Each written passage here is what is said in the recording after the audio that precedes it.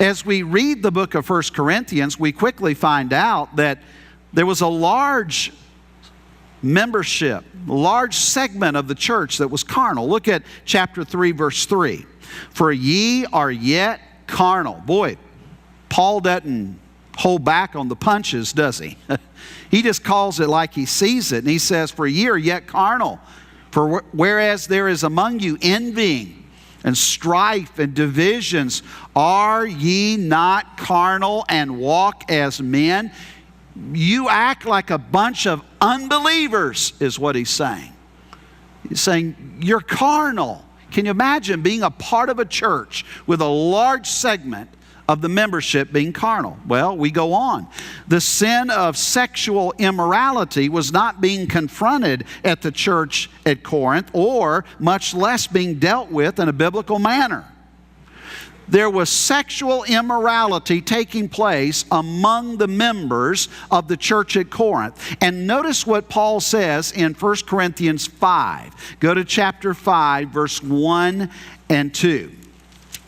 Paul writes, it is reported commonly that there is fornication among you, and such fornication as is not so much as named among the Gentiles, that one should have his father's wife. And ye are puffed up, and have not rather mourned, that he that hath done this deed might be taken away from you. They were not practicing church discipline, but instead they were allowing this. They knew what was taking place. They didn't confront it, and they never dealt with it in a biblical manner.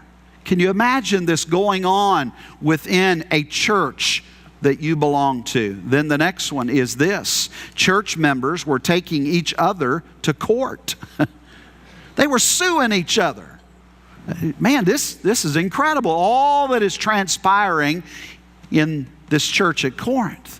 1 Corinthians 6:6, but brother goeth to law with brother, and that before the unbelievers. His emphasis there in the passage is you ought to be able to work out your differences, work through your conflicts within the local church setting. You shouldn't have members within the church suing other members within the church. Boy, that's a problem. The next thought. They abused their Christian liberty and didn't care how their actions affected other members. They just did what they wanted to do.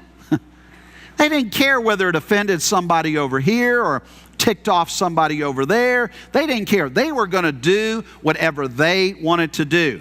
And it was hurting the church. It was hurting actually weak, immature, young in the faith believers. 1 Corinthians 8:12, but when ye sin so against the brethren and wound their weak conscience, ye sin against Christ.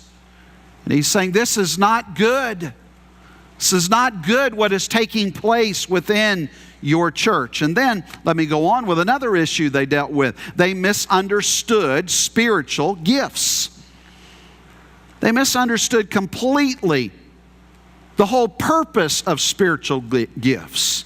1 Corinthians 12, verse 1. Are you following with me? You're probably trying to write, aren't you? Not following the verses. But 1 Corinthians 12, verse 1 says, now concerning spiritual gifts, brethren, I would not have you ignorant. In other words, you've been ignorant about this subject, and let me clarify some things. And he goes through in chapter 12, and he clearly explains the spiritual gifts. And then it doesn't stop there. But if you go over to chapter 11, back to chapter 11 rather, you see that they abused the Lord's Supper. They didn't understand the clear purpose, or maybe they did and they didn't care. I don't know, but they were missing the whole point of the Lord's Supper. And you find these words in 1 Corinthians 11, verse 20. When you come together, therefore, into one place, this is not to eat the Lord's Supper, for in eating every one taketh before other his own supper, and one is hungry and another is drunken. What? Have ye not houses to eat and to drink in? Or despise ye the church of God, and shame them that have not? What shall I say to you? Shall I praise you in this? I praise you not. Paul says, I am not proud of you. I can't brag about you as a exemplary church. You're a church with problems. Here's the last one. And by the way, I could go on and on. I'm just giving you the top few that come to my mind. Not all, but some of the members were having doubts about the doctrine of the resurrection. My goodness, of all doctrines. There were some of the members that were suddenly questioning this whole concept of whether resurrection is actually legit. And if you question that, then you obviously have to question what? The resurrection of Jesus Christ. And you find these words in chapter 15. Go to chapter 15, verse 12. Now, if Christ be preached that he rose from the dead, how say some among you? Now notice he's talking to what? He's addressing the church at Corinth, the members of the church. And he says, how say some among you that there is no resurrection of the dead? Now, let me stop right here and say this. And you thought your church had problems. Huh? I mean, you go through the book of 1 Corinthians and you stand back and at least I say to myself, if I visited the church at Corinth, I would not fill out a connection card. I would definitely not go back to that church, and I would never ever think of joining the church at Corinth. I also say to myself, if I had been a member, if I had already joined and I was a member of a church like that, I think I would have left and gone to another church. But guess what? Now this will be foreign to your thinking. There wasn't another Bible-believing, Bible-preaching church anywhere in the city of Corinth. They were it. Now that's a scary thought, isn't it? This is supposed to be a Bible-believing, Bible-preaching church that Paul established here in the city of Corinth. And it had incredible amount of problems. And even if a member was thinking about leaving, they didn't know where to go. There was just First Baptist Church of Corinth. Second Baptist Church of Corinth doesn't exist yet, all right? Maybe one day it did. But all there is the one church.